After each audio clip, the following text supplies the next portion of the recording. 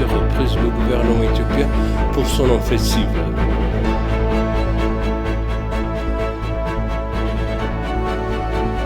L'administration intérimaire du Tigray appelle les ambassadeurs de différents pays à soutenir la transition.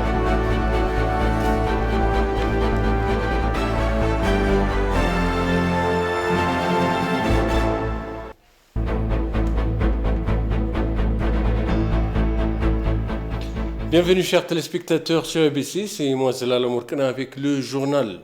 L'administration intérimaire de l'État du Tigray appelle les communautés diplomatiques et les bailleurs de fonds de renforcer le soutien humanitaire et de la réhabilitation en cours dans l'État. Cette remarque est venue lorsque l'administration intérimaire de l'État du Tigray a informé à plus de 40 ambassadeurs basés à Addis Abeba dans la ville de Mekelle, la capitale de l'État, de la situation actuelle.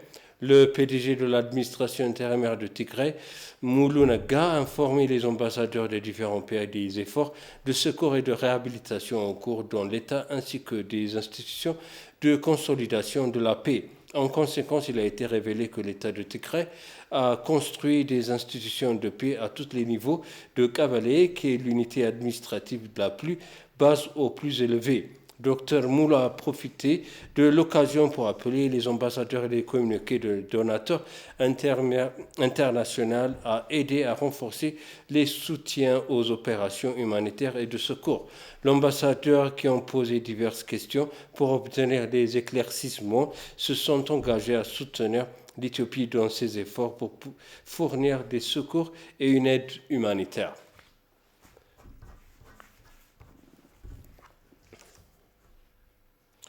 Les États régionaux d'Oromia et de Benshangul et de Gambela ont donné plus de 282 millions de bières au Tigray pour rétablir les victimes et milliers du conflit. Les chefs d'État régionaux ont rendu visite à certaines victimes à Mekelle. Voici le reportage de Betayesus Yared.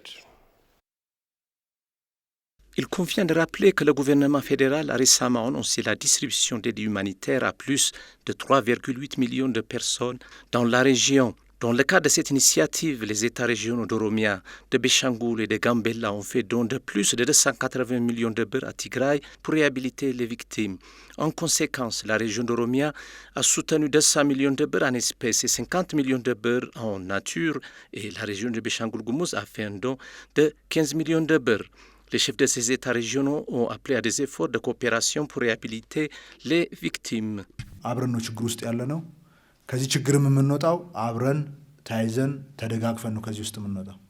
Nous sommes dans un défi commun et nous les surmonterons lorsque nous serons ensemble. Soutenir le peuple de Tigray n'est pas une question de choix pour l'État d'Oromia. C'est juste notre mandat de le faire. C'est ce que nous apprenons des valeurs culturelles éthiopiennes. Nous choisissons plutôt d'arrêter nos développements en Oromia plutôt que de voir des gens mourir à Tigray. Il est impossible de relever les défis seuls. Nos problèmes communs nécessitent nos efforts conjoints pour les contrôler. Ainsi, le gouvernement de Benishangul-Gumuz est prêt à soutenir Tigray car cela signifie résoudre notre propre problème.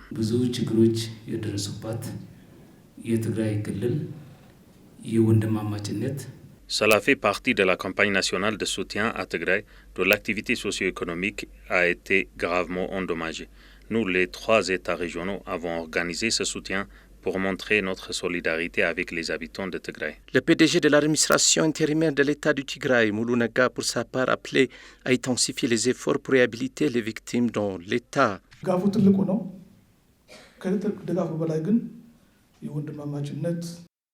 Nous apprécions le soutien, mais l'esprit de fraternité exprimé par le soutien exprime plus. C'est un symbole d'unité et de solidarité. Ce dont le peuple de Tigray a besoin actuellement, c'est d'une solidarité qui partage le sentiment du peuple. Les habitants de Tigray ont été témoins d'un esprit de fraternité et de solidarité de ces 3 régions dans leurs moments difficiles depuis le début. Et nous apprécions ce soutien historique. Les chefs des 3 États ont rendu visite à certaines des victimes à Mekelle. Le rapport irréaliste d'Amnesty International sur les massacres à Aksum et les rapports délibérément trompeurs de certains médias internationaux à la suite des rapports ont beaucoup troublé la communauté internationale. Il convient de rappeler que EBC a produit des reportages sur des entretiens avec les habitants d'Aksum lors de la célébration annuelle d'Aksum Zion de 2 jours après le meurtre de masse présumé. Voici le reportage de Tasfaye Olda Michael.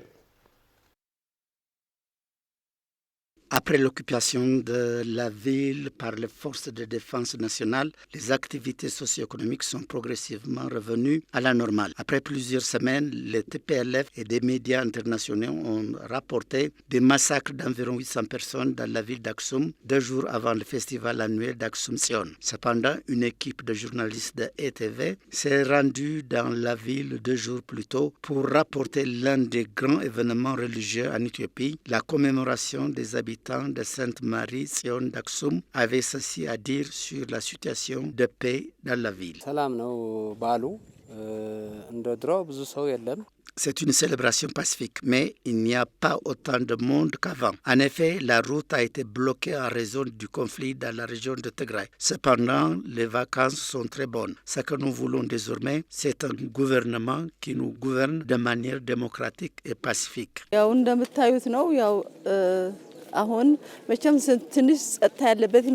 Comme vous le voyez, c'est paisible, c'est très bien, mais auparavant, la foule était trop grande. Nous voulons la miséricorde de Dieu afin de célébrer la fête avec d'autres Éthiopiens la prochaine fois. Nous avons également besoin de paix. Nous voulons que tout soit rétabli dans la situation antérieure. On ne fait qu'un. Nous sommes en Éthiopie unis et unis.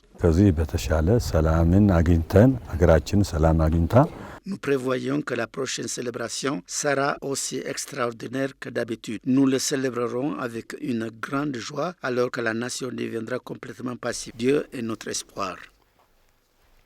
Le programme des Nations Unies pour le développement dans notre adressé au secrétaire général de l'ONU, Antonio Guterres, blâme le TPLF pour avoir provoqué l'offensive du gouvernement éthiopien. Le mémo dit que le gouvernement a fait preuve d'une trop grande tolérance à l'égard des provocations répétées du TPLF alors que la communauté internationale reste inactive pour offrir son aide aux nouveaux dirigeants pour une transition pacifique. La note confidentielle de 4 pages signée par Achim Steiner, l'administrateur du programme des Nations Unies pour le développement, indique que le Front de libération du peuple de Tigray provoque l'offensive du gouvernement éthiopien en attaquant et à son parent du quartier général du commandement nord de l'Éthiopie au Tigray.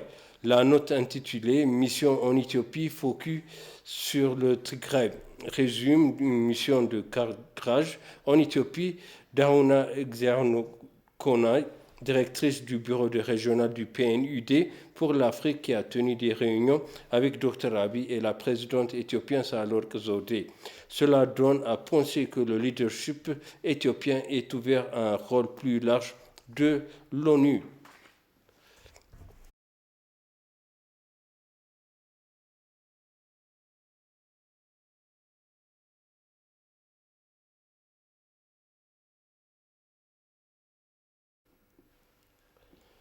Le conseil principal de la Banque mondiale à Washington, district de Columbia, le Dr Aklok Brara, dans une lettre publiée hier, a exhorté le Conseil de sécurité des Nations Unies à être juste et impartial en ce qui concerne les circonstances en Éthiopie. Dans sa lettre, le Dr Aklok Brara a indiqué que l'Éthiopie est un membre fondateur de l'ONU et un contributeur majeur aux opérations de maintien de la paix. Il accueille de l'Union africaine et de nombreuses agences spécialisées des Nations Unies. Il a souligné que la communauté internationale n'avait pas tenu le TPLF et ses alliés pour responsables des nombreux meurtres du type de Makadra signalés et non signalés dans toute l'Éthiopie. Le TPLF doit être désigné comme une organisation terroriste. Il a commis des crimes odieux et une trahison. Il est également déterminé à faire de l'Éthiopie une autre Syrie, la Somalie et ou le Yémen. Cela n'est guère dans l'intérêt de l'Afrique ou de la communauté mondiale, a-t-il souligné. Pour être pertinent, le Conseil de sécurité de l'ONU doit être juste et impartial, a-t-il souligné. Depuis la Société des Nations Unies jusqu'à Maintenant, l'Éthiopie, en tant que pays, s'est engagée à assurer la sécurité collective. Elle est attachée au principe fondamental de la Charte des Nations Unies dans la non-ingérence et tous les États ou organisations dans les affaires intérieures ou toute autre nation lit dans la lettre.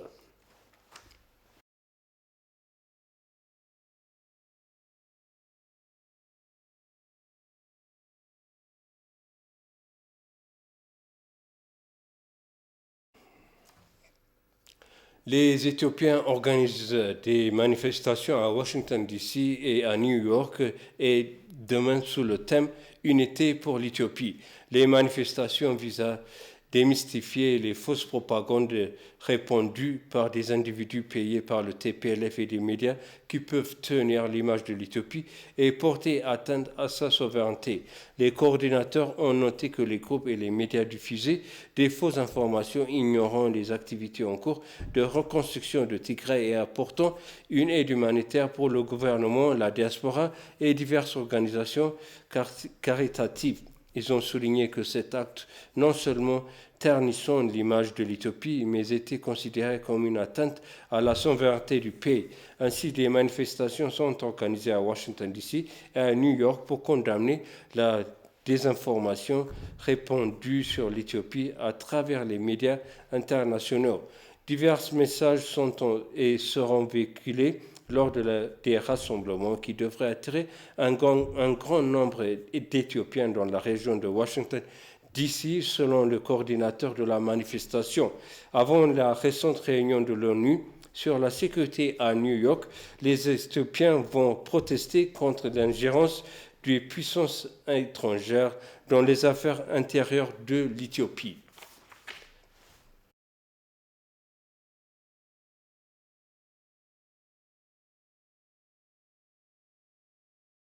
Je répète les titres principaux. Le PNUD accuse le TPLF d'avoir provoqué à plusieurs reprises le gouvernement éthiopien pour son offensive.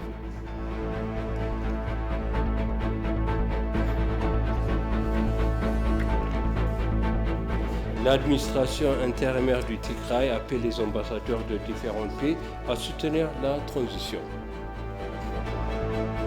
Chers téléspectateurs, ainsi s'achève le journal. Merci de nous avoir suivi. Excellente suite du programme.